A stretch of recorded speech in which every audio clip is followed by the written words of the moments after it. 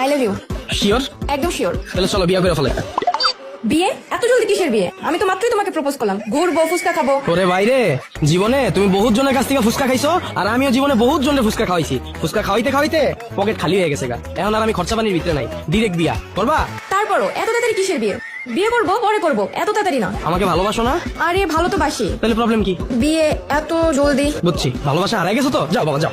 আরে না না, কি বলো, ভালোবাসা কেন হারাই যাবে? ভালোবাসা তো আছে, কিন্তু বিয়ে এত তাড়াতাড়ি মানে? বাইরে ভাই, 2-3 বছর আমার লাগে প্রেম করবা, তারপর বন্ধু বান্ধবের কাছ থেকে টাকা ধার লইয়া বাইকে তেল বইরা তোমারে ঘুরামু, এরপরে তুমি আবদার করবা জান আমার সমুদ্র দেখতে মন চায়, কক্সবাজার যামু, এরপর ভার্সিটির ফি না দিয়া তোমার লইয়া কক্সবাজার ঘুরমু, কয়দিন পর পর তোমার বার্থডে আইবো, তোমার সারপ্রাইজ দিমু।